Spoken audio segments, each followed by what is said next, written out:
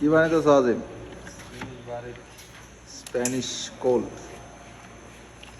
Spanish. আজিমের জন্য সবাই দোয়া করবেন, ইনশাল্লাহ আজিমের কাজ শিখে ফেলছে নতুন বারিস্তা হিসাবে।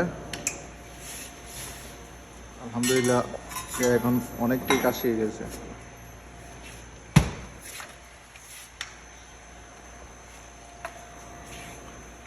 একটা ডিজাইন মারবে, আপনারা দেখাবে টুলিপ।